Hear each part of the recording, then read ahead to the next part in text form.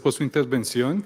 También damos gracias a las 35 personas que se encuentran conectadas en nuestro canal de YouTube y recordarles que estamos pendientes de sus comentarios.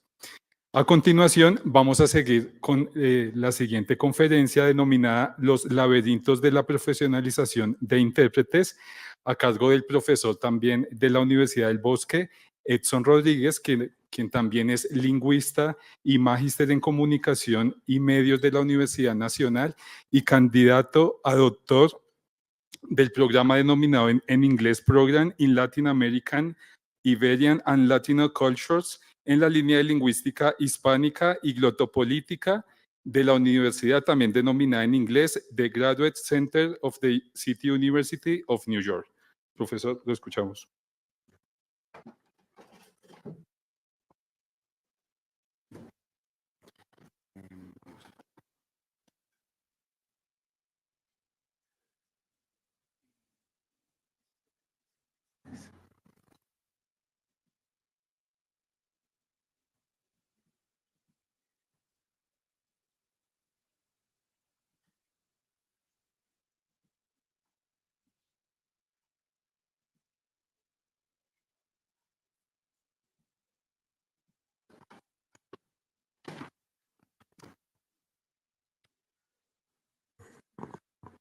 Buenos días para todos y para todas. Yo me animé a escribir algo.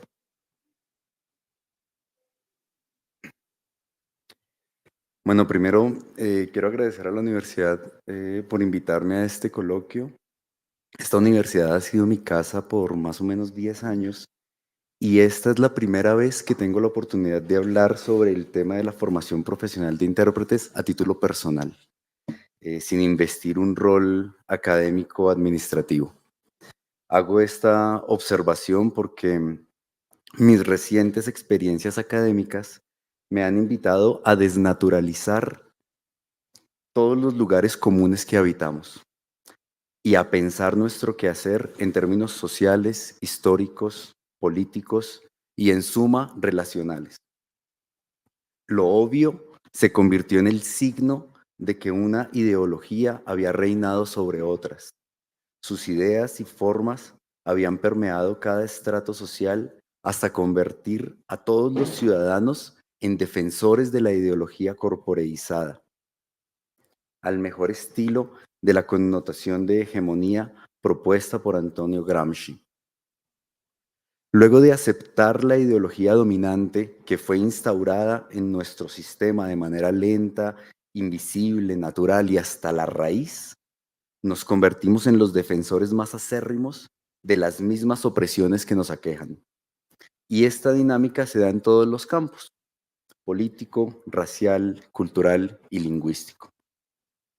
Por esta razón, decidí construir esta presentación sobre preguntas simples, obvias, que todos responderíamos sin pensar 2 segundos, pero que si las pensamos más de 2 segundos, resultarán poco obvias, poco sensatas y hasta peligrosas. Y decidí titular la ponencia con el nombre de Los laberintos de la profesionalización de intérpretes, aprovechándome de la estructura discursiva que usó el maestro Humberto Eco en su artículo Los laberintos de la mente, una metáfora maravillosa que nos invita a identificar la relación entre nuestras maneras de entender y representar el mundo. Así las cosas, las preguntas que pongo sobre la mesa y que desarrollaré en los próximos minutos son las siguientes. ¿De qué hablamos cuando hablamos de lengua de señas colombiana? ¿Cuál debe ser la relación del intérprete profesional con la lengua de señas colombiana? ¿Y por qué y para qué queremos intérpretes profesionales? Antes de empezar, me libro de la responsabilidad de responder las preguntas. Me comprometo con la elaboración de las mismas. Si reflexionamos hacia dónde nos puede llevar cada pregunta y qué implicaciones tiene tomar una ruta u otra dentro del laberinto, tal vez podamos salir bien librados y no convertirnos en la cena del Minotauro. ¿De qué hablamos cuando hablamos de lengua de señas colombiana? Con el objetivo de desnaturalizar nuestras certezas, la primera pregunta que me hago es sobre la lengua, o mejor, sobre las lenguas. Para darle un marco a esta pregunta, me gustaría iluminar brevemente algunos momentos de la historia de nuestro español, para luego volver a la pregunta con un poco más de perspectiva. La reconstrucción histórica de las lenguas es un ejercicio político. Esto significa que las fechas, los eventos y la forma como han sido narrados responden a una intención de quien construyó la historia. Así que aquí jugaremos con fechas y datos que alguien puso estratégicamente ahí para nosotros. No fuimos testigos directos, creemos en la historia. El registro más antiguo del español data del año 977 en la iglesia de San Millán de la Cogolla. Son notas al margen de un texto en latín, hechas por un religioso y conocidas como las glosas emilianenses. Si bien no se podía hablar de una lengua española, sí constituyen un vestigio fundamental para la construcción de la España post-franquista 1000 años después. Me encantaría detenerme en el trabajo de Alfonso X el Sabio y en las escuelas de traducción de Toledo, pero es más relevante saltar hasta 1492, cuando Helio Antonio de Nebrija publicó la primera gramática de una lengua romance, el español. Un año históricamente importante por la expulsión de los judíos del Reino de Granada, por la llegada a las Indias y por la consolidación de un instrumento de dominación cultural, la gramática. Cuando Nebrija le presentó la gramática a la reina Isabel y ella le preguntó para qué servía eso, su respuesta fue contundente. Después que vuestra Alteza metiese debajo de su yugo muchos pueblos bárbaros y naciones de peregrinas lenguas, y con el vencimiento aquellos tenían necesidad de recibir las leyes que el vencedor pone al vencido, y con ellas nuestra lengua, entonces por esta mi arte podrían venir en el conocimiento de ella. Aquí encontramos uno de los primeros caminos de nuestro laberinto. La gramática constituye un instrumento político. Existe un poder en la consolidación de una lengua que le permite a quien la consolida ejercer control sobre aquellos que no dominan la lengua, que no la usan de una forma específica o que quieren o deben aprenderla. La consolidación de las lenguas, y uso la palabra consolidación de forma intencional para evitar palabras como estandarización, normatividad, planeación lingüística. La consolidación de las lenguas es llevada a cabo institucionalmente por grupos sociales alfabetizados, letrados, es decir, con un poder simbólico que se traduce en poder político y económico. Espero que ustedes, expertos en lenguas de señas colombiana y en la interpretación, vayan tejiendo mi relato con su experiencia en el campo. Volviendo a mi recorrido histórico, esta respuesta de Nebrija en 1492 es perfectamente coherente con el hecho de que las siguientes gramáticas españolas se publiquen y se usen fuera de España. En Italia, por ejemplo, entre 1535 y 1698 se escribieron casi 10 gramáticas españolas, textos comparativos entre el español y el italiano, algunas de ellas con intenciones coloniales, otras con intenciones comerciales y seguramente alguna con una intención filológica.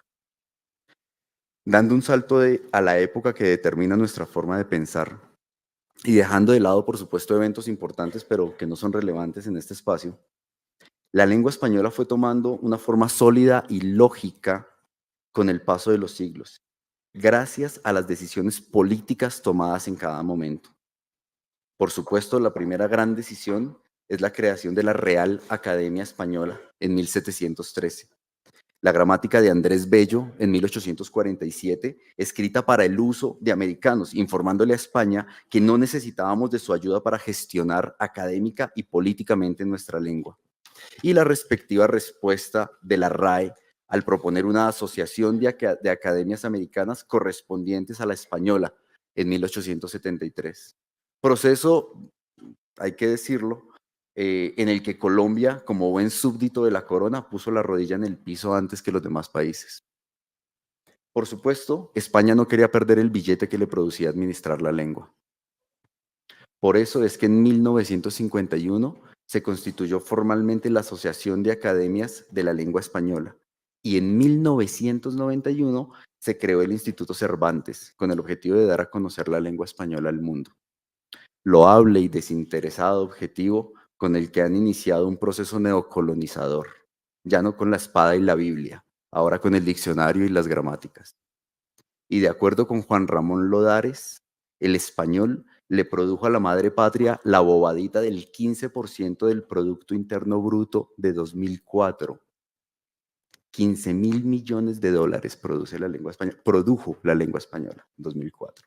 Entre cursos de español alrededor del mundo, libros de enseñanza de la lengua, gracias a sus nuevos mercenarios, las editoriales, plataformas virtuales que se potenciaron en la pandemia de hace unos años, y hasta productos culturales vehiculados por la lengua, como el teatro. Esos datos son de hace 20 años. Calculen el crecimiento económico proporcional al crecimiento de la población y a la migración. Solo por dar un último dato, al día de hoy, Estados Unidos es el segundo país con más hablantes de español en el mundo, con cerca de 70 millones, solo superado por México y sus 125 millones de habitantes. ¿Cuánta plata producirá enseñar español en Estados Unidos? Hasta aquí con el español. Espero que sea clara mi inquietud. Sin embargo, me animo a hacerla explícita en caso de que las conexiones propuestas todavía estén en proceso.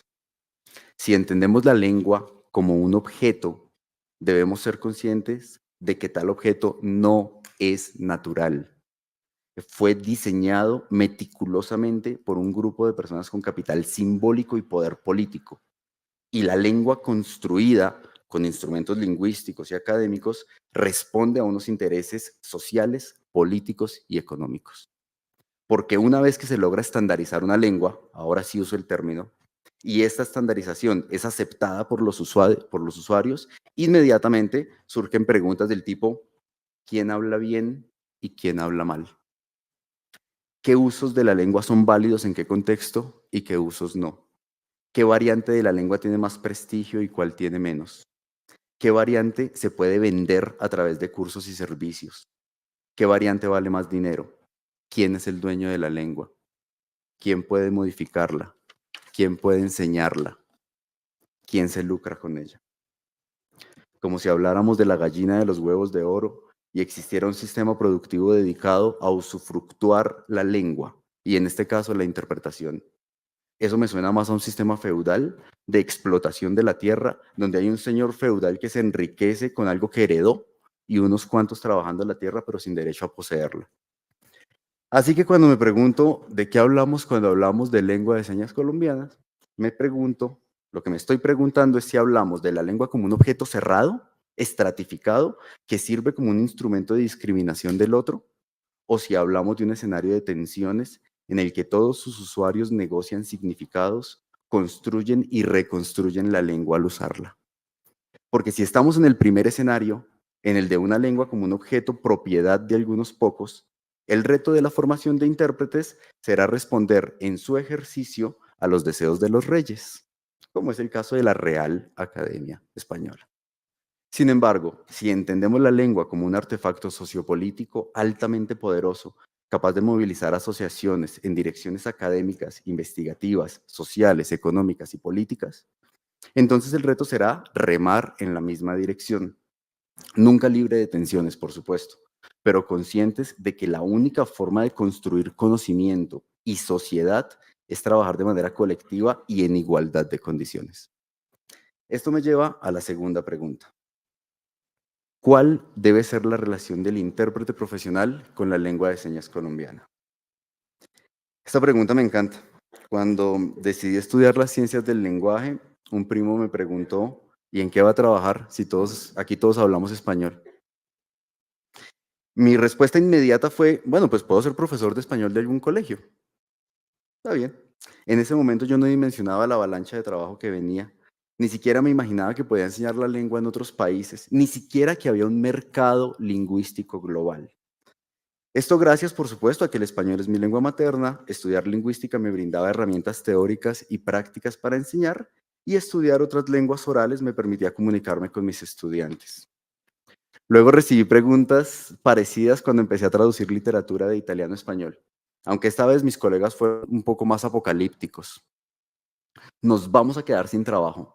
Con la inteligencia artificial y el chat GPT ya no se van a necesitar traductores ni intérpretes. Una preocupación que todavía los persigue. A mí me divierte. Yo sigo esperando a que Matrix se haga realidad y nos instalen conocimiento en segundos, sin ningún esfuerzo y al alcance de quien pueda pagarlo. En ese momento, el conocimiento habrá perdido valor simbólico y tendrá solamente valor económico. Las personas sin poder adquisitivo comprarán audífonos y lentes que les traducirán todo lo que ven y escuchan a su alrededor, pero no les alcanzará para implantarse un chip en el cerebro. Los acaudalados dejarán de pagar colegios y pagarán actualizaciones de software directamente en sus mentes y en las de sus hijos, por supuesto. De hecho, dejarán de viajar porque podrán instalarse la experiencia de una ciudad, de un concierto y hasta de un amor. ¿Ya ven por qué me encanta esta pregunta? A lo largo de la historia de la lengua de señas colombiana, hemos tenido intérpretes con gran talento y disciplina para formarse empírica y académicamente. Y en la actualidad tenemos intérpretes con mucha experiencia que buscan una formación profesional en alguna de las universidades que ofrecen el programa. Y otros que esperan ansiosos la ley, el examen, la certificación, que los libre del proceso académico y que les valide sus conocimientos así como están. El futuro es hoy. Ya tenemos intérpretes en ejercicio y en formación. Y ya tenemos audífonos y lentes con traducción simultánea de lenguas orales. Y los ingenieros no tardarán en poner a la venta la tecnología para comunicarse en lengua de señas, aunque no sepas lengua de señas. Sin embargo, la profesionalización de un oficio, cualquiera que sea, brinda herramientas investigativas que les permiten a los profesionales convertirse en sujetos políticos que lideran las decisiones institucionales sobre su campo del saber. Las políticas públicas en salud, por ejemplo, son determinadas por los profesionales formados y dedicados a la investigación, y no por los sobanderos ni curanderos tradicionales. Y no desconozco los saberes empíricos, de ninguna manera. Solo quiero recordar que la sociedad en la que vivimos tiene unas estructuras que responden a las ciudades letradas, en las que el conocimiento se crea, valida y difunde por unos medios establecidos institucionalmente. En nuestra sociedad, la universidad como institución tiene diferentes roles. El primario es la formación académica y profesional de los estudiantes para que se inserten en un mercado laboral con unas competencias que les permitan enriquecer el campo del saber en el que se encuentran. Los niveles de formación posgradual permiten conectar saberes académicos con las necesidades propias del contexto, y ese match lleva a la toma de decisiones políticas que benefician o afectan a comunidades enteras. Y en nuestro campo, la interpretación de la lengua de señas colombiana, el país tomó una decisión hacia la profesionalización, que empezó en el plano de la educación y sigue en el plano laboral, investigativo y legal. En esta medida, los intérpretes profesionales no pueden limitarse a ser transmisores de información. Deben ser sujetos políticos, con poder de decisión sobre la lengua de señas en la que se forman, con la que trabajan y la que investigan. Entiendo perfectamente las tensiones existentes sobre el hecho de que un intérprete sea un sujeto político, un investigador o un profesor de la lengua de señas.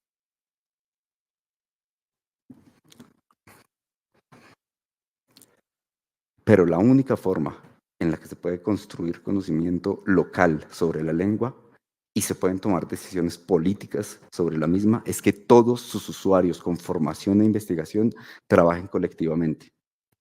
Esa idea hace eco con la visión de la lengua que veíamos en la pregunta anterior. Así, la llegada futurista jamás reemplazará a intérpretes profesionales capaces de gestionar política y éticamente la lengua como una institución social que no es propiedad privada de nadie, sino un artefacto que moviliza los intereses de las diferentes comunidades que la usan y la transforman. Tercera y última pregunta. ¿Por qué y para qué queremos intérpretes profesionales de la lengua de señas colombiana? La pregunta parece obvia, pero me permite evidenciar el mecanismo de funcionamiento de las sociedades letradas en torno a la educación. su conexión con el trabajo y el estatus social del profesional. Les propongo solamente 3 razones. La primera razón por la que queremos intérpretes profesionales es para prestar un servicio de interpretación de calidad. En esto estamos de acuerdo. Ahora, ¿qué entendemos por servicio de interpretación de calidad? La pregunta esconde la idea de que el servicio no profesional prestado actualmente no es de calidad y debo diferir. El problema radica en cuáles son los estándares mínimos considerados calidad. Y aquí volvemos a la pregunta por la estandarización, la lengua correcta y la de más estatus. La búsqueda de la calidad siempre nos llevará a establecer una medida y por lo tanto un estándar. No, por favor, no piensen que estoy en contra de la estandarización, ni de la RAE, ni del Instituto Cervantes, ni del Caro y Cuervo, no, de ninguna manera, yo los amo con mi corazón. Soy consciente de que ese objetivo va a estar presente, me parece inevitable y hasta necesario, pero también me parece necesario entender las implicaciones políticas y económicas de estas decisiones, aparentemente decisiones académicas, pero realmente decisiones sociales y económicas. Bueno, aquí tengo que aprovechar para hacer una mala pareja de baile y pisar a todo el que se atraviese. Cuando nos preguntan qué variante del español colombiano es estéticamente linda y cuál es fea, seguramente caeremos en lugares comunes diciendo que los paisas y caleños hablan muy bonito, pero que los pastusos y los santanderianos no. Lo mismo pasa si hacemos la pregunta a nivel internacional. Pensaremos en Argentina o en Chile, y los que tienen la cabecita más colonizada dirán que en España se habla el verdadero español. Todos los juicios estéticos que hacemos sobre una lengua realmente son juicios sociales que esconden prácticas clasistas, racistas, machistas, xenófobas, que podemos negar en primera persona, pero que son evidentes a nivel social y se esconden sobre todo en el chiste. Uno hace un comentario y le dicen, ¡ay, se te cayó el carnet del Sisbén! Asimismo, cuando podamos hablar de una lengua de señas estándar, es porque ya se llevaron a cabo selecciones de signos siguiendo criterios políticos, históricos, económicos y argumentando que la ciencia lingüística así lo ordena. Así las cosas, hablar de calidad nos lleva a hablar de competencias y de criterios. Y esto nos lleva a hablar de personas tomando decisiones sobre lo correcto y lo incorrecto. ¿Quién lo decide? ¿Cuál es su investidura para tomar tales decisiones? Y esto nos lleva a la segunda razón. La segunda razón por la que queremos intérpretes profesionales es para formar investigadores capaces de fortalecer el conocimiento existente sobre la lengua de señas colombiana. El positivismo y el método científico han constituido la forma en la que Occidente construye su conocimiento. Las ciencias naturales definieron procesos verificables, con objetos de estudio determinados, y las investigaciones enmarcadas en un paradigma de la ciencia han tenido como objetivo robustecer el conocimiento sobre este objeto elegido. Thomas Kuhn llama a este proceso la consolidación de las ciencias maduras.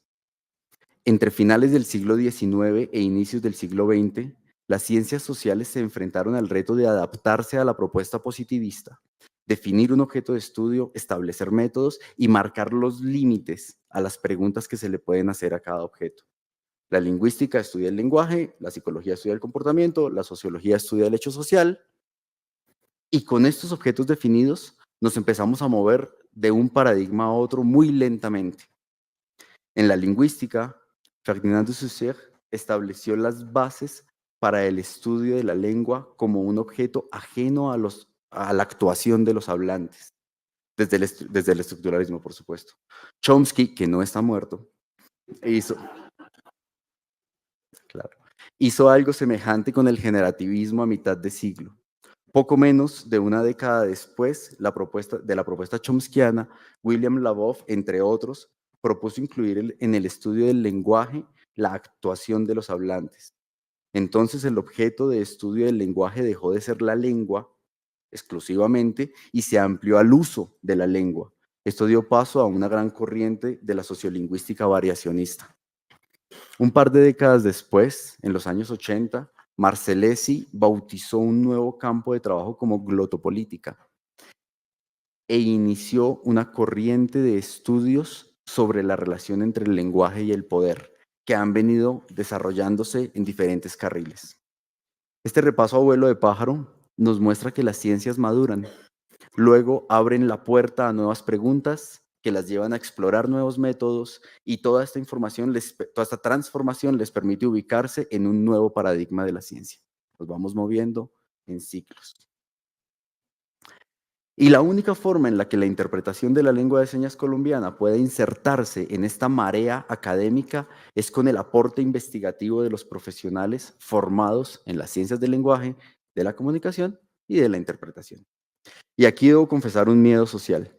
No está en mis manos y tal vez en la de ninguno de nosotros, pero temo profundamente que los intérpretes que reciban un título como profesionales ejerzan discriminación sobre aquellos que no se formaron profesionalmente en este campo. En Colombia, formarse profesionalmente implica invertir recursos propios y familiares, destinar muchísimas horas extra en un proceso que puede durar 4, 5, 6 años.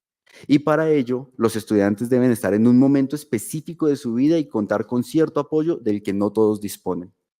Y comparto con ustedes este temor de que aquellos que reciban un título profesional no ejerzan su responsabilidad social como profesionales, invitando al trabajo conjunto a los intérpretes empíricos y promoviendo espacios de formación permanente, sino que usen su nueva investidura para maltratar colegas que no han tenido las mismas oportunidades o no han estado en el momento propicio para formarse profesionalmente, aunque ese fuera su deseo. Finalmente, la tercera y última razón es constituir sujetos políticos competentes para dialogar con la institucionalidad. En este punto, la estandarización se convierte en un instrumento de poder gubernamental. Estamos regidos por un gobierno que tiene ministerios y ese gobierno, a través de sus ministerios, oficinas e institutos, si ese gobierno, a través de sus ministerios, oficinas e institutos, decide aplicar exámenes estandarizados para certificar la lengua o para certificar a los intérpretes, todas las universidades tendrán que entrar en diálogo sobre cómo esas decisiones políticas se articulan con la formación profesional. Para el caso de las lenguas orales, los licenciados y filólogos deben presentar como requisito de grado un examen internacional de lengua, IELTS, TOEFL, DALF, CHILS, el que corresponda.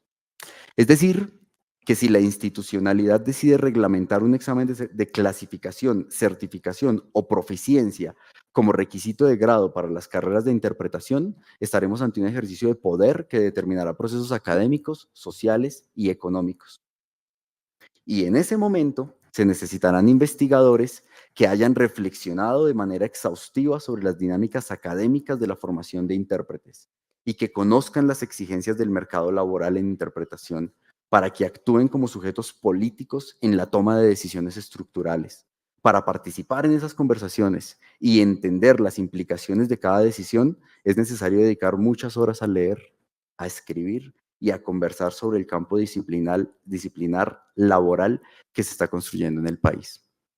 Entonces, más que mover las manos, será necesario mover los dedos y digitar rapidito las posturas institucionales que no son voluntad de un director o directora, sino el producto de la reflexión de comunidades académicas que trabajen interinstitucionalmente como un colectivo y en las que participen directivos, profesores, estudiantes e investigadores. Un cuerpo colegiado de esas dimensiones a nivel nacional puede dialogar de tú a tú con el gobierno y sus representantes. De otra manera, difícilmente se lograrán encauzar los ríos políticos y solo nos quedará tratar de navegarlos a contracorriente y que se salve quien pueda. Ante un panorama tan abrumador como lo es el de todo laberinto, por supuesto, la invitación es a dejar de huir del Minotauro. Todas las instituciones deben pensarse y repensarse sus programas, transformarlos una y otra vez hasta que estén a la altura de las exigencias de la comunidad, o mejor, de las comunidades. Formar intérpretes, pero también sembrar la semilla de la investigación y trabajar de manera articulada entre instituciones para consolidar un campo disciplinar que empezó con una resolución y no terminará con una ley. Y a los nuevos estudiantes, bienvenidos y bienvenidas. Conectarse a las clases y dejar sus cámaras apagadas no es suficiente. Pasar raspando todas las materias y graduarse con abogado no es ideal. La formación profesional es mediada por las instituciones que dan lo mejor de sí, se los aseguro, pero es una responsabilidad personal que los invita a dedicar más horas en cada tarea, más tiempo de trabajo autónomo, pasión y vocación. Esta carrera, más que muchas otras, les exige hacer de su formación profesional su causa, su motor. Que las instituciones se alimenten de su energía inagotable y que ningún profesor tenga que pedirles, por favor, que se dejen ver la cara. Muchas gracias.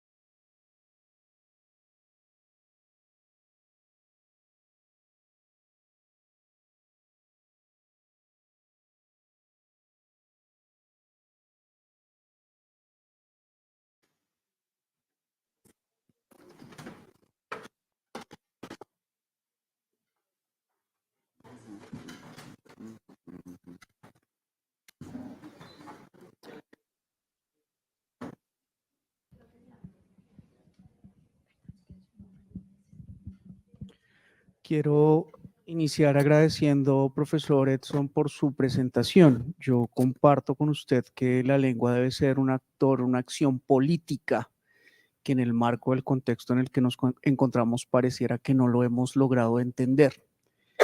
En ese sentido, quiero preguntarle cuál es su perspectiva en lógica lingüística de poder abordar estos elementos políticos con estudiantes en formación.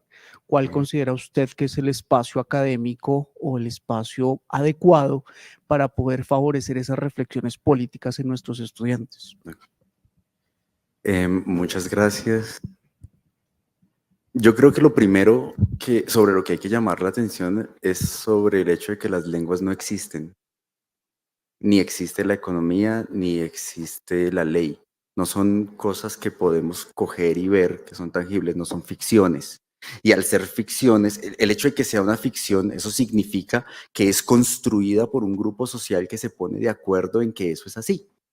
Entonces nosotros nos ponemos de acuerdo en que los límites, las fronteras del país son unas, y es una ficción que tiene tanto poder que emitimos pasaportes. Y si alguien quiere salir del país y no tiene un pasaporte, no puede hacerlo, aunque en la realidad no hay ningún límite, ¿no? Con las lenguas pasa lo mismo. Las gramáticas, que siempre, la lingüística siempre juega a ser descriptiva y termina siendo prescriptiva. Y es parte de sus procesos, ¿no? Es parte de sus procesos. Y entender las lenguas como artefactos políticos es entender que se están construyendo y reconstruyendo todos los días. Y que todos los actores que usan las lenguas, que aprenden las lenguas, que las manipulan de alguna manera, las usan como artefactos para hacer cosas con ellos, para establecer una relación de poder con otro, por ejemplo. Y decirle, tú hablas bien o tú hablas mal. para decirle ese registro vale menos plata que el otro, porque si alguien quiere aprender, que vaya con fulanito que ese sí sabe, pero sí sabe porque es que ya hay un estándar, y esa es una postura política. Y esa es una postura política que siento yo hay que desnaturalizar, porque no es una postura política que pueda ser proveniente de la decisión de la institucionalidad. El gobierno de turno dijo que esta es la lengua estándar, y el siguiente dirá que es otra. Ahí hay una reflexión política todo el tiempo, y constituirse de alguna manera como sujeto político dentro del campo de la lingüística es entender que nosotros estamos construyendo y reconstruyendo y también deconstruyendo las lenguas en cada uno de nuestros ejercicios. En un contexto como estos, si alguno de nosotros se para acá y dice aiga, se apagan los micrófonos, porque es que ya hay un estándar, hay unos registros y hay palabras que no se pueden decir. ¿Pero quién dijo eso? Pues porque hay una normatividad y unas decisiones políticas que llevaron a que unas palabras valgan más que otras. No sé si respondo, Gio. Espero que sí.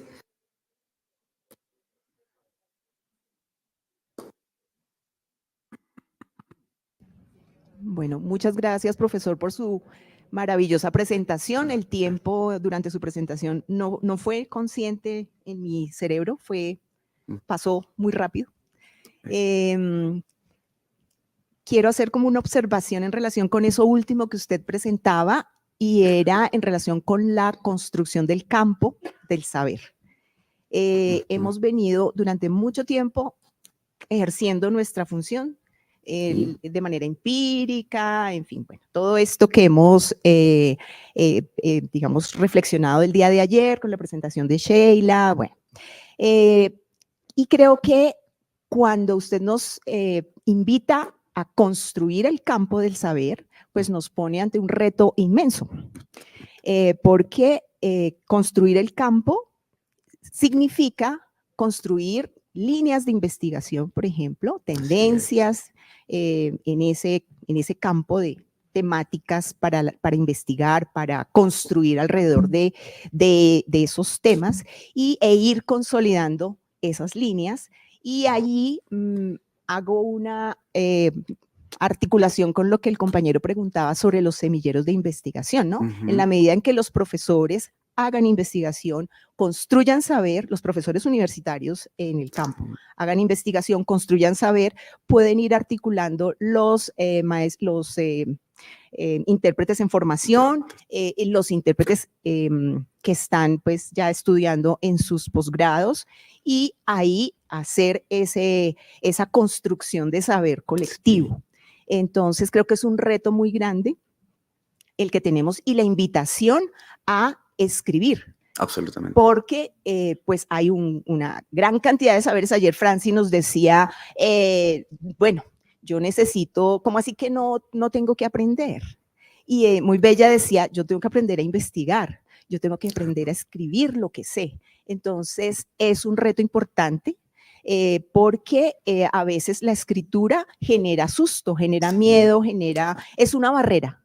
Y entonces la persona se puede sentir incapaz de plasmar en la escritura su saber. Sí, y yo ahí quiero, es que es perfecto, porque son las comunidades letradas. ¿Estás alfabetizado? ¿Qué diploma has recibido? ¿Qué cargo tienes? Ahora sí puedes escribir. ¿Sabes escribir de esta forma en la que escribimos los académicos? Porque puedes saber muchas cosas, pero si no escribes como escribimos los académicos, entonces no existes. Esto está construido, o sea, lo hemos construido socialmente y lo aceptamos.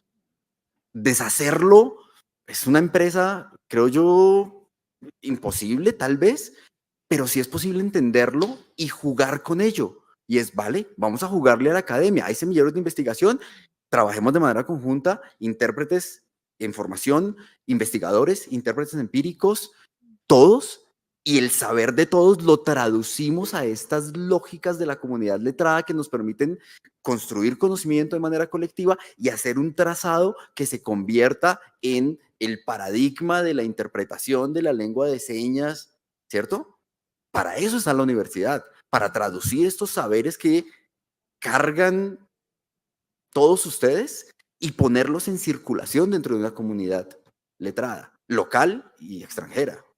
Es fundamental, y es grandísimo el reto, por supuesto, pero verlo grande es porque es que todos nosotros duramos muy poquito en el tiempo. Cuando uno ve los paradigmas de las disciplinas, duran siglos. Pero los paradigmas de la física, ¿cuánto duró la física en cambiar de paradigma? 300, 400, a veces más años. Ahorita, hablar de teoría de cuerdas y de... No, hay nada que hace 500 años. No, pero hace 500. Entonces, claro, como uno dura menos de 100 y productivos menos de 50, yo no sé, ojalá más, pues uno dice, es que es imposible. Es imposible si queremos hacer todo el trabajo hoy. Pero si nos unimos y aportamos un poquito, ya va avanzando el camino y dentro de 100 años dice, uy, gracias a que esta primera generación de intérpretes, investigadores y demás abrieron este camino, podemos seguir construyendo el paradigma de la interpretación. Sí, de acuerdo, construir el campo implica Claro, meterse en la dinámica. Absolutamente, de, todos. de la academia y del y todas, conocimiento, que es muy y complejo. todes.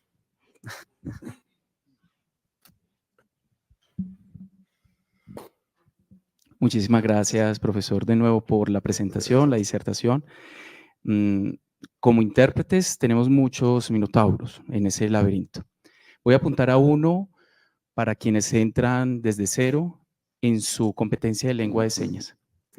Y quiero apuntar qué recomendación darías a las universidades para que no mueran en el laberinto o sean tragados por el minotauro en ese miedo cuando llegan desde ceros en su competencia de la lengua de señas. Absolutamente. ¿Qué recomendaciones plantearías a las universidades cuando hacías la pregunta de cuál debe ser la relación del intérprete frente a la lengua de señas colombiana, el intérprete profesional?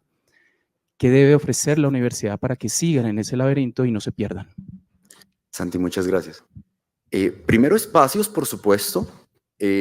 Tú has sido uno de los testigos de las transformaciones internas de los procesos, que después de años de trabajo dijimos, por aquí es. Y nos demoramos, ¿cuánto? Un mes en darnos cuenta de que tocaba redireccionar. Y yo te agradezco muchísimo esta pregunta y aprovecho para agradecerte públicamente todos los mensajes, las llamadas. Y profesor, con mucho respeto, venga, hablamos. Pero pues que así es, porque hay que repensar muy bien lo que hicieron, pero hay otras cosas que hay que tener en cuenta. Los espacios, el diálogo constante, las instituciones y la institucionalidad del gobierno no tienen respuestas definitivas ni voces definitivas. Estamos todos en un proceso de reconstrucción. Las universidades debemos ofrecer la mayor cantidad de espacios posibles, primero de espacio formativo y segundo de espacios de interacción. Pero también hay que tener en cuenta que un proceso de formación profesional en una universidad tiene una duración corta, de alguna manera, y alcanzar la proficiencia en una lengua, cualquiera que sea, en 5 años, es un reto bastante grande. Yo no soy usuario de lengua de señas, trabajo con lenguas orales y después de 16, 17 años de ser traductor de una lengua, me encuentro con una cantidad de formas y de palabras que digo, uy, esto es nuevo. Y seguirá siendo. Ya le perdí el miedo a lo nuevo. Me gusta muchísimo. Y creo que de parte de las universidades ofrecer la mayor cantidad de espacios y estar en constante diálogo para transformarse. Y de parte de los estudiantes, saber que dentro del proceso formativo profesional hay unos objetivos, pero que su formación profesional va mucho más allá de la universidad y que hay que entrar a trabajar directamente con la comunidad y hay que formarse en todos los espacios académicos y no académicos. Gracias. Profe Edson, buenos días. Mi nombre es Juan. Mucho gusto. Mi acento me delata. Vende. No es el más puro, ¿cierto? No es el único. No te imaginas cuánto vende. Está bien, no contaré sobre mi pasado. Creo que no es el espacio, pero posiblemente en un café, profe, sí lo contaré. Profe, te agradezco. La verdad, demasiado ilustrador tu discurso. Demasiado ordenado, coherente y lleno de verdades. Y verdades que de pronto lastiman un poco, pero que hay que decirles. Aferrándome a lo que Giovanni decía, me queda esa misma inquietud de cuáles serían los espacios de discusión con nuestros estudiantes para hacerles comprender que la lengua de señas realmente, pues bueno, yo creo que nos pertenece a todos, ¿cierto? ¿Cuáles serían esos espacios de discusión? Son los programas académicos, sería una estrategia de actividades extracurriculares, serían espacios políticos, donde realmente pueden nuestros estudiantes debatir con profesores, con investigadores, sobre todo este tema que nos planteas, sobre ese escenario político, sobre los sujetos políticos y sobre las comunidades de las que nos hablabas. Perfecto. Maestro, muchísimas gracias. Yo siento que no es un solo espacio, que este tipo de reflexión sobre qué es la lengua, sobre la constitución de un sujeto político, no se hace en un espacio, no se puede limitar a una clase o a un grupo de investigación, sino que se hace por niveles. En cada clase hay una reflexión, hay un espacio de reflexión sobre, ¿será que yo solamente tengo derecho a interpretar y no puedo opinar nada sobre la lengua? Una pregunta. Bueno, y si yo llevo 30 años interpretando, ¿por qué no puedo enseñar la lengua? ¿Por qué no? O sea, es una pregunta que uno puede hacerse desde los salones de clase, desde los espacios académicos interinstitucionales que son fundamentales, los semilleros de investigación, el equipo de trabajo interinstitucional que estamos formando. Porque estamos formando un equipo de trabajo que lo venimos haciendo de a pocos, pero esto debe tener una formalidad y decir, bueno, el próximo semestre vamos todos para Medellín, el siguiente vamos todos para Cali y nos vamos a reunir a mostrar cuáles son los trabajos que estamos haciendo, cómo estamos entendiéndonos como sujetos, primero como prestadores de un servicio, pero también como constructores y reconstructores de un artefacto político que es la lengua. Y al ser constructores y reconstructores somos sujetos políticos y cómo la misma sociedad nos pone en unas situaciones en las que tenemos que tomar decisiones políticas.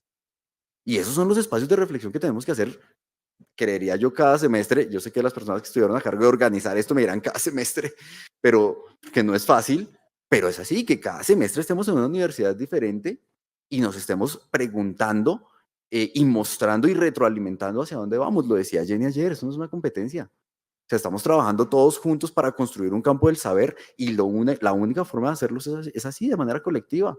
Todo lo que sabemos, lo sabemos entre todos. No uno solito sabe todo, nos toca a todos. Y es así, por niveles y seguir reuniéndonos.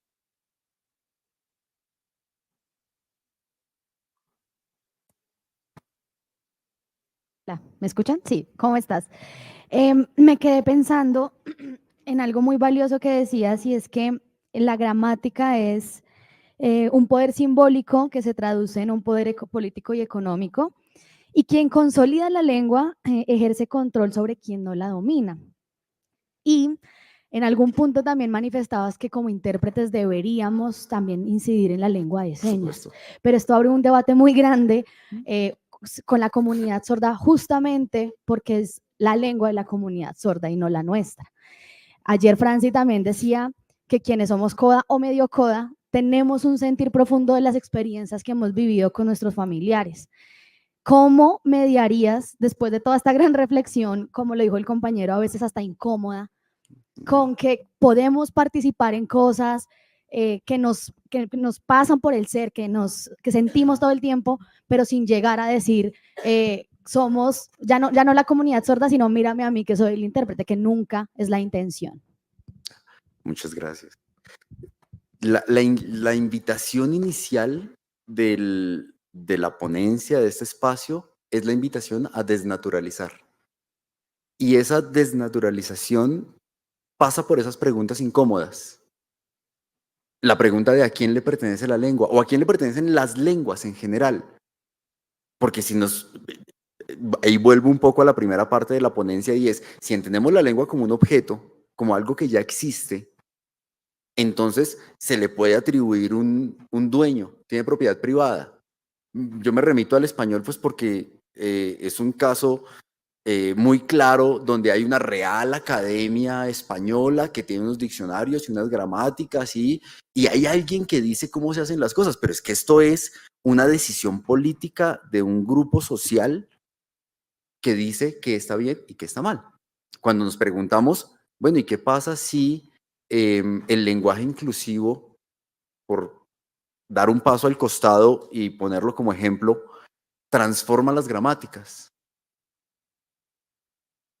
Si la gramática es un instrumento de dominación y el lenguaje inclusivo es aceptado por la RAE, entonces quiere decir que los líderes lingüísticos están aceptando a las comunidades o no las están aceptando. En Suecia y en Dinamarca ya pasó. El pronombre neutro gen ya fue incluido en la gramática luego de un debate de menos de 5 años. A ellos no les tomó ni 5 años incluir el pronombre inclusivo. Y transformaron la lengua. Es decir que no está cerrada, no es que no se pueda modificar, claro que se puede modificar. ¿Quién la modifica? ¿Quién la usa? ¿Quién la usa? Todos. Si volvemos a la lengua de señas, la usa la comunidad sorda, por supuesto, la usan los intérpretes, por supuesto, también. Y entran en diálogo. Y no es quién es el dueño y quién tiene más autoridad sobre la lengua. Somos todos usuarios de una lengua que se está construyendo y reconstruyendo todos los días. Es decir, que es parte de la pregunta incómoda y el ejercicio necesario de decir, yo opino. Es que tú no tienes derecho. ¿Y por qué no? Si yo también soy usuario de la lengua. Yo opino sobre la lengua. ¿Cuándo es que yo la uso?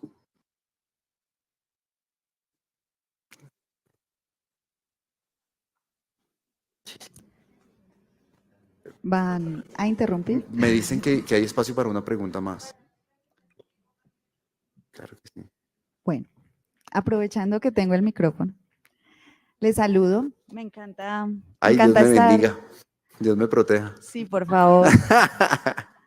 Me encanta estar en este espacio nuevamente y pues poder compartir con todos ustedes este paso en este camino, que creo que nos hemos encargado de pasar de un sendero en una montaña que transitaron nuestros, que están aún presentes, intérpretes antiguos, les dicen, a punta de machete, como arrieros, para poder llegar a tener un camino pedregoso y que en ciertos lugares ya tienen cemento, ¿no? Ya hay cómo transitar con motos, con carros, pero que definitivamente hay lugares donde aún son senderos bien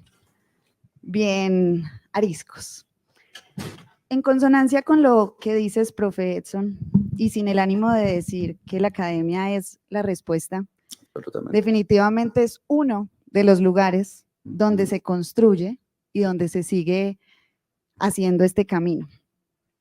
Para abrir paso a esa discusión del ejercicio profesional con todo lo que compone, ¿no?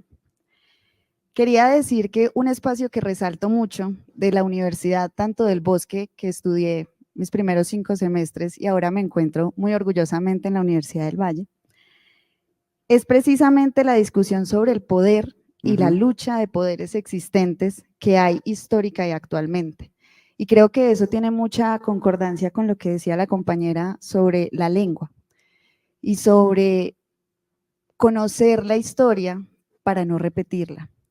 Creo que se nos atribuye como intérpretes empíricos muchas ofensas que antiguamente se hicieron por errores humanos, por omisiones, por ignorancias que aún compartimos, pero que los nuevos o los llamados a hacerlo de una mejor manera y más consciente, pues nos atribuyen a veces y no está chévere, pero es entendible.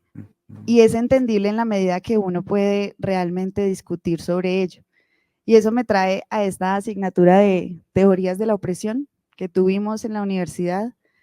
Fue bastante como esclarecedora esta asignatura para mí y todas las que tenían que ver con antropología, porque es entender al ser humano, a la lucha, a los trabajos que hemos pasado para llegar a donde estamos.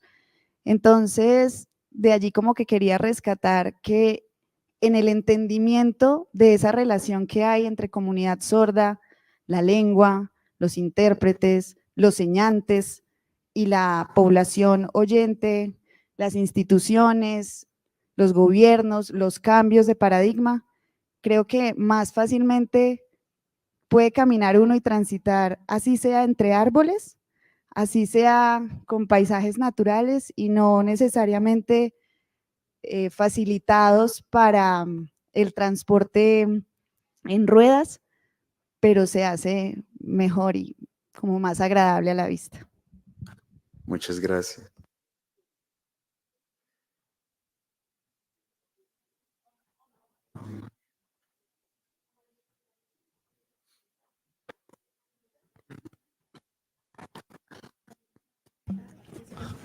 Hola, hola, hola.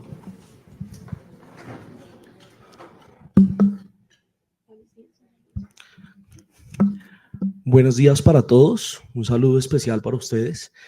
Muchas gracias, profesor Edson, por su presentación. Hablando un poco de la lengua y como la consideración política que se tiene al respecto de la lengua, me genera en este momento una inquietud y quisiera preguntar acerca de la lengua de señas colombiana con base en dos cuestionamientos. El primero, bien, la lengua de señas colombiana, haciendo un paralelo con las comunidades indígenas y la lengua que tienen ellos arraigada a su cultura, y todo el proceso de formación que se da al interior de estas comunidades, cómo el gobierno políticamente, hablando de políticamente correcto, actúa en conveniencia con el tema de la lengua de las comunidades indígenas y cómo se da este fenómeno sobre la lengua de señas colombiana. De una u otra manera al gobierno, en qué momento recae en pedir permiso para de una u otra manera adentrarse en la comunidad y hacer uso de la lengua y enseñar también la lengua ya reconocida como patrimonio. Así las cosas, y pues enmarcado en la Constitución, en el artículo 10, donde dicta que en Colombia la lengua de señas, la lengua oficial es el español, ¿sí? Y que las otras lenguas, reconociendo la diversidad lingüística, en las variaciones lingüísticas que se dan alrededor del país, ¿sí? Allí, claramente, cada etnia, cada grupo cultural tiene su lengua y esto lo reconoce en el artículo 10, pues la Constitución Política Colombiana.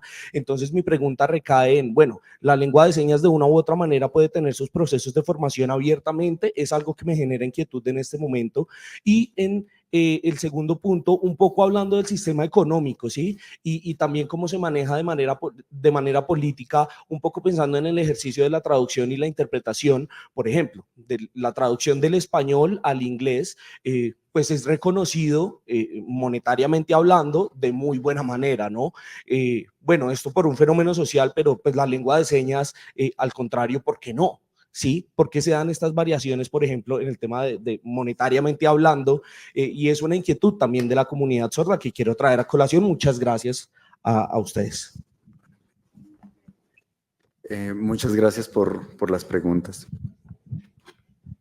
Con respecto a la primera parte de la pregunta, las lenguas son elementos culturales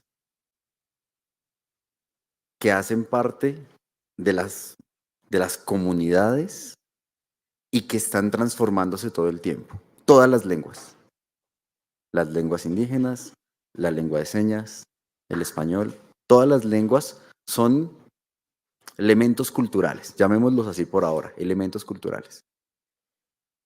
Las lenguas son nuestros vehículos hacia el conocimiento y los usuarios, las comunidades usuarias de las diferentes lenguas construyen su conocimiento usando la lengua como un vehículo, como un instrumento.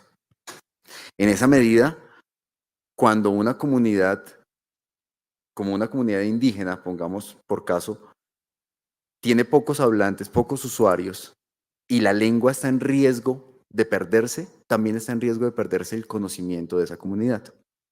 En ese momento es cuando empiezan todos los procesos de revitalización lingüística, no solamente para salvar la lengua, sino también para salvar el conocimiento que está construido y protegido, comillas, en esa lengua. Sin embargo, el hecho de que una comunidad sea usuaria de una lengua y con esa lengua construya conocimiento, a mi parecer no significa que la comunidad sea propietaria de manera exclusiva de la lengua. Son usuarios de la lengua. Y hay otros usuarios de la lengua, hay otras personas que pueden ser también usuarias de esa lengua y de cualquier otra. Nuestro país, en el caso de lenguas indígenas, en Mitú se pueden hablar 8 lenguas indígenas en 1 kilómetro cuadrado.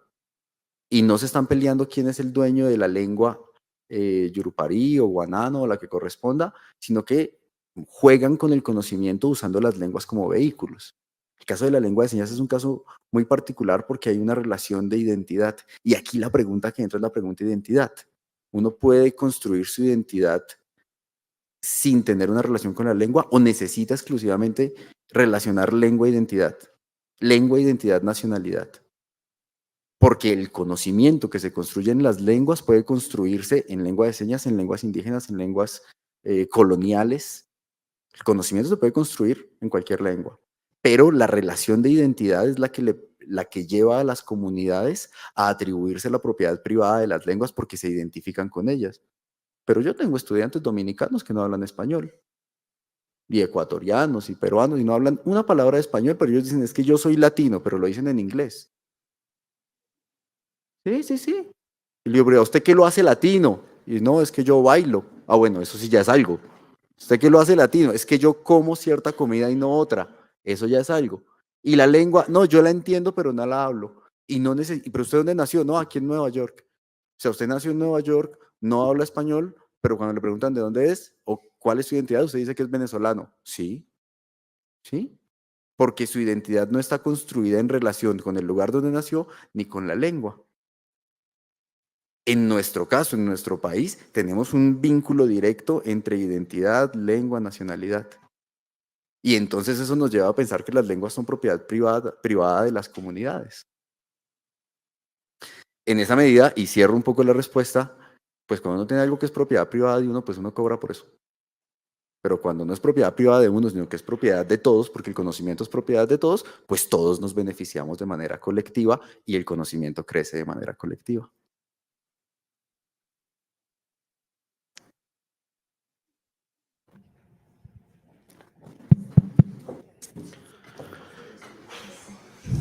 Bien, buenos días para todos. Edson, muchas gracias por tu presentación. Bueno, viendo un poco tu presentación y entendiendo la postura que tienes y la opinión que tienes, que básicamente es importante respetar cada postura y también la postura en este caso de la comunidad sorda, es importante de una u otra manera también como un poco cuestionarle a la misma comunidad sorda qué piensa acerca de determinados temas, ¿sí? Y allí hay que construir algo porque como lo dice la Convención de las Personas con Discapacidad, al interior de las instituciones, al interior de las normas, todo lo que se va creando en torno a la investigación y los diferentes temas que puedan ir en torno, pues hay que preguntarle a la comunidad sorda y la Convención lo menciona, ¿sí? Primero hay que acercarse a la comunidad sorda. ¿Qué piensas al respecto de esto? Trabajando en equipo con la comunidad sorda, pues que decimos, bueno, pues todos los intérpretes entonces podemos enseñar también la lengua de señas. Bueno, de pronto ahí hay que tener cuidado al mencionar esto también porque, reitero, entendiendo posturas, pero hablabas de pronto de cómo se dio el proceso de la lengua en España. ¿Qué pasa? Hay un fenómeno allí y es que el español y la lengua oral de una u otra manera, históricamente, pues tiene un proceso de más de 2000, de 1000 años, ¿sí? Mientras que la lengua de señas tiene un proceso muy somero, sí, vamos paso a paso. Las lenguas indígenas tienen muchos años de proceso y allí ya hay investigación, ya hay cosas, la ley los reconoce y pues a decir verdad, yo siento que de pronto como con la formación de la lengua de señas hay que tener cuidado con lo que nombramos porque la comunidad sorda de una u otra manera pues la ha interiorizado y sí se dice, bueno, que está en la ley y que dónde está que la ley prohíba que no se puede enseñar la lengua de señas, pero sí entonces hablamos de que los sordos tenemos y somos legítimos dentro del uso de la lengua de señas y la comunidad en realidad sabe y conoce cómo se usa la lengua de señas, un poco para hacer un paralelo el tema de, por ejemplo, el aborto. Pues el aborto, en realidad los legítimos para hablar del aborto son las mujeres en realidad que son quienes pues de una u otra manera practican esto en determinado momento, ¿sí? Y un poco para hablar de la investigación, pues que no esté prohibida la investigación claramente, pero sí con los pares sordos, no dejándolos a un lado, y esto es muy importante que se tenga en cuenta, investigando qué es la lengua de señas, pero no solo desde la perspectiva oyente, sino también un poco hablando de lo que existe en la postura de la Federación Mundial de Sordos. Allí la comunidad sorda ya de una u otra manera ha hecho avances donde se reconoce de la UNESCO las lenguas minoritarias, ¿sí? Y la comunidad sorda ya tiene reconocida como propia la lengua de señas. Allí entiendo y es normal un poco también nosotros a veces en el afán de decir, bueno, ¿y dónde está la investigación? Entonces vamos avanzando, pero ¿y dónde está la teoría? Y muéstreme dónde están estos hallazgos. Pues claramente se tiene la habilidad del español en tu caso y pues por eso se puede investigar, se accede a la información de manera rápida y los sordos de una u otra manera, espere, pero de una u otra manera la lengua le pertenece a la comunidad y también hay que dejar que este proceso se viva y es lo que me preocupa en este momento, respetando tu postura y también es respetable mi postura, pero sí me genera un poco de preocupación el mensaje con el que queden los intérpretes de, ok, entonces en la Universidad del Bosque me dicen que yo puedo investigar y enseñar y entonces un poco reconociendo la identidad de la comunidad sorda, pues los intérpretes podemos hacer formación en lengua de señas. Bueno, yo en realidad sí cuido la imagen de la Universidad del Bosque, me siento perteneciente a ella y en ese sentido es que hago como este comentario, no quiero que de pronto de una u otra manera, ay no, pero es que mire, allá en la Universidad del Bosque dijeron esto y pues allá los intérpretes pues pueden enseñar la lengua de señas y un poco compartiendo mi opinión en donde tenemos que trabajar como pares con la comunidad sorda, ¿sí? De resto, pues la conversación, perdón, la ponencia muy interesante, pero quería resaltar esto de la comunidad sorda y los profesionales que están acá. Muchas gracias. Daniel, muchísimas gracias. Totalmente de acuerdo contigo, el trabajo tiene que ser mancomunado, tiene que ser articulado el trabajo con la comunidad sorda. Total y absolutamente de acuerdo con eso. Ahora, el trabajo articulado tiene un objetivo y es que más personas conozcan la lengua de señas. Y allí entra una pregunta que es fundamental y es la pedagogía, es sobre la pedagogía de las lenguas de señas. Porque enseñar una lengua y enseñar cualquier cosa requiere unos procesos pedagógicos. Y todos los procesos pedagógicos tienen que tener presente cuáles son los marcos conceptuales, teóricos y las formas de pensamiento de quien aprende.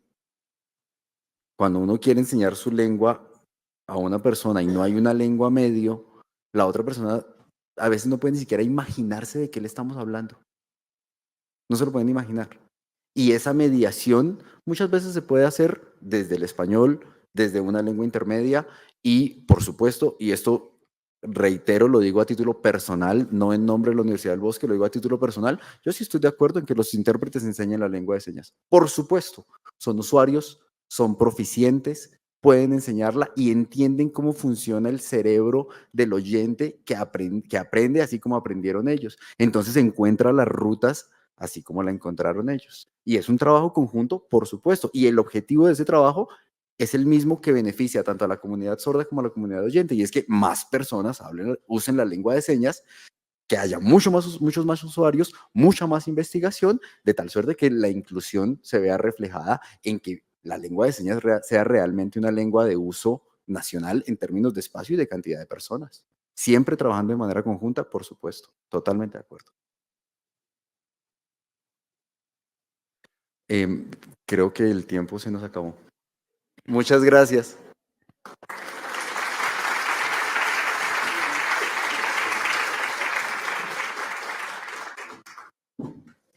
Muchas gracias, profesor Edson, y el interés que ustedes han mostrado en esta ponencia.